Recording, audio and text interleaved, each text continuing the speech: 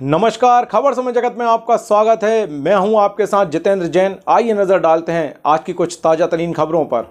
Bhopal Bharatiya Janata party का राष्ट्रीय अधिवेशन 17 और 18 फरवरी को दिल्ली में होगा। बीजेपी प्रदेश अध्यक्ष वीडी शर्मा ने बताया कि अधिवेशन में एमपी से 1226 कार्यकर्ता पदाधिकारी शामिल होंगे। नगर परिषद से लेकर विधायक, सांसद, सभी चुने हुए जनप्रतिनिधि, जिलाध्यक्ष लेकर प्रदेश के सभी पदाधिकारी शामिल होंगे। उन्होंने बताया कि राष्ट्रीय अध्यक्ष जेपी नड्डा देश भर के कार्यकर्ताओं को संबोधित करेंगे। समापन सत्र को पीएम नरेंद्र मोदी संबोधित करेंगे। वहीं बीजेपी के प्रदेश अध्यक्ष वीडी शर्मा ने कहा कि लोकसभा टिकट वितरण को लेकर दिल्ली हाईकमान तय करेगा। कब विचार शुरू करना है, यह हाईकमान तय करेगा। कुछ प्रश्नों तो स्वागत है। रमेश जी भाई साहब। सबसे प्रमुख कोर एजेंडा क्या है? अधिवेशन का core agenda top priority Bharatiya Janata party का संगठनात्मक तंत्र, क्योंकि ये राष्ट्रीय अधिवेशन है। राष्ट्रीय अधिवेशन दिल्ली के अंदर आयोजित है, तो संगठन के काम के सुदृढ़ीकरण के साथ प्रत्येक बूथ के मजबूती का अभियान जो माननीय प्रधानमंत्री, माननीय राष्ट्रीय अध्यक्ष, माननीय अमित शाह जी ने जो पूरे देश के अंदर जिसको लेकर के हमने काम किया है, उसके आधार पर आगामी आने वाले समय में माननीय प्रधानमंत्री जी ने जो कहा, भारतीय जनता पार्टी झाबुआ के एक विराट सभा के अंदर माननीय प्रधानमंत्री ने कहा कि जड़ी बूटी में दे रहा हूं कि भारतीय जनता पार्टी स्वयं के बल पर 370 सीटें जीतेगी, तो हर बूथ पर 370 वोट भारतीय जनता पार्टी को कैसे अभी तक के मिले हुए बूथ पर सर्वाधिक वोटों से 370 प्लस कैसे करेंगे और 370 सीटें जीत करके कमल का फूल individually Bharatiya Janata party, NDA गठबंधन तो 400 के पार लोग भी कह रहे हैं और आज इस पर विपक्ष भी कह रहा है कि भारतीय जनता पार्टी को एनडीए तो 400 पार के पार जा रहा है। तो इसलिए माननीय प्रधानमंत्री जी का संकल्प है कि हर बूथ पर 370 वोट बढ़ाना, जो हमने 10% कहा था, माननीय प्रधानमंत्री जी ने अब उसे 370 वोट का हमारा टारगेट हर बूथ पर है। तो संगठनात्मक सुदृढ़ीकरण और आगामी लोकसभा चुनाव में प्रचंड बहुमत की जीत के साथ भारतीय जनता पार्टी देश के अंदर इस बार के चुनाव में इतिहास बनाए, इस संकल्प के साथ अधिवेशन होगा। राजीव सोनी जी।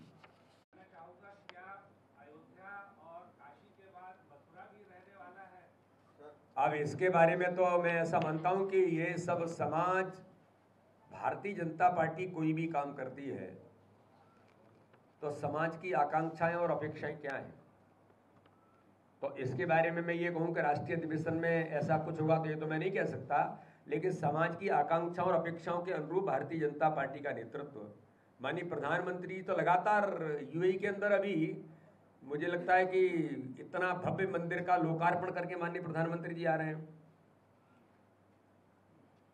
और भी कई देशों के अंदर माननीय प्रधानमंत्री जी ने इस दिशा में भारत के आध्यात्म को शक्ति और ताकत देने का काम किया है।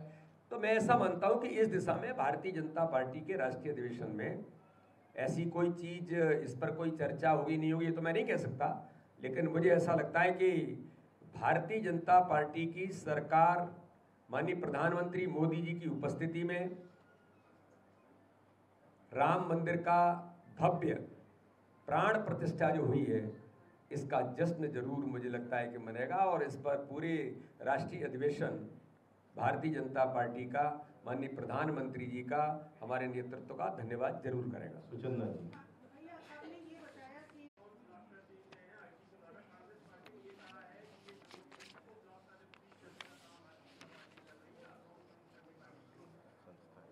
किसको ब्लॉक करने का? डेमोक्रेसी को।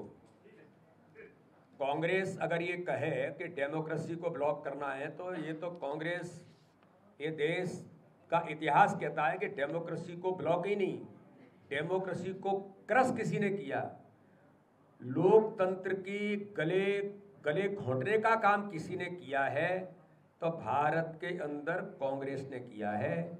और वो जानते भी है कि कांग्रेस में ऐसे कौन लोग रहे जिन्होंने डिक्टेट के आधार पर इस डेमोक्रेसी को क्रश किया।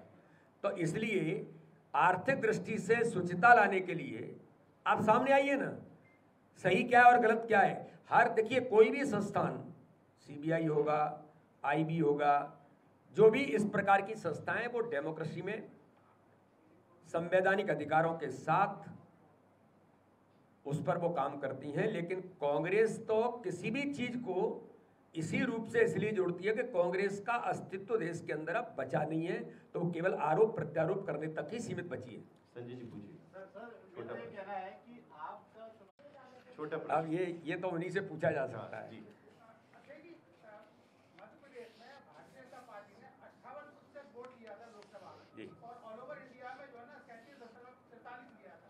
तो क्या पॉलिटिकल जो रेजोल्यूशन आपका होगा राजनीतिक प्रस्ताव, उसमें कितने प्रतिशत मतदान बढ़ाने का कुछ लक्ष्य है और दूसरा इसकी रणनीति क्या है? इस दिशा में बहुत स्पष्ट तौर पर पूरे भारतीय जनता पार्टी ने, आपने देखा होगा कि विधानसभा में हमने टारगेट लिया था, माननीय अमित शाह जी का हमें ये टास्क था 10% वोट बढ़ाना, हम 8% तक पहुंचे। लोकसभा में भी 58% वोट मध्य प्रदेश के अंदर मिला। आपको ध्यान में होगा, मैंने पहले ही कहा था हम इसमें 10% का इजाफा करके 68 से 70% वोट लेकर के जाना। लेकिन माननीय प्रधानमंत्री जी ने नया टास्क दिया है, हर बूथ पर 370। तो ये 370 वोट का हमारा जो टास्क है वो कितना ही परसेंटेज उसका बनेगा, लेकिन हम 10% वोट शेयर बढ़ाने का संकल्प भारतीय जनता पार्टी का हर बूथ पर है और मध्य प्रदेश के अंदर भी है। ये सरस्वती जी पूछिए। विजय आराम। खबर समय जगत के लिए संवाददाता आदित्य सराठी की report. For latest news, subscribe to our channel and press the bell icon.